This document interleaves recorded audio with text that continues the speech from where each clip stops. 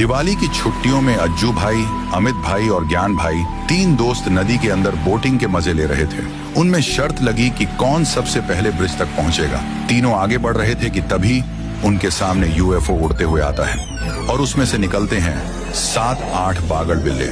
वह अपने खतरनाक दांतों को चबाते हुए तीनों की तरफ बढ़ते हैं, पर वक्त रहते ही तीनों ने अपनी नाव सामने की तरफ मोड़कर भागने लगे। पर उन हरामी बागड़ बिल्लों ने भी अपनी स्पीड बढ़ा ली और उनका पीछा नहीं छोड़ा। तभी अमित भाई की नाव स्लो हो गई, फिर तुरंत उनके चिथड़े उड़ गए। अज्जू भाई भी नाव चलाते हुए थक गए और उन बागड़ बिल्लों का शिकार हो जाते हैं। अब बचे थे ज्ञान भाई।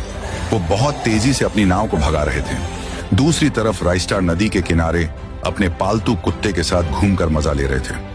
उनके सामने ज्ञान भाई बागड़ बिल्लों से बचकर राइस्टार के सामने आते हैं और राइस्टार को रोते हुए बोलने लगे, अबे यार राइस्टार, बचा ले, मैं दोबारा कभी गोवा में घूमने नहीं आऊंगा।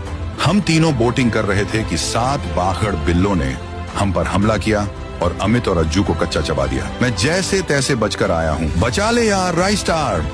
ये सुनते ही राइस्टार तुरंत पावर से रायमैन बन जाता है और आसमान में मकड़ी का झाला फेंककर रायमैन बागड़ बिल्लों से लड़ने के लिए जाने लगता है। दूसरी तरफ वो बागड़ बिल्ले नदी के अंदर की मछलियां कचर कचर चबाकर खा रहे थे।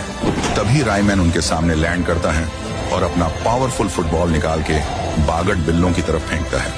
वह बॉल उनको लगकर टपकते हुए वैसे ही वो मियाऊं मियाऊं करते मर गए। अंत में राइस्टार उड़ते हुए मुझसे बोला कि अपने प्यारे सब्सक्राइबर सिर्फ माँ की कसम देने वाले को लाइक करते हैं, हमको नहीं करेंगे। तो गाइस, दिखा दो अपनी पावर।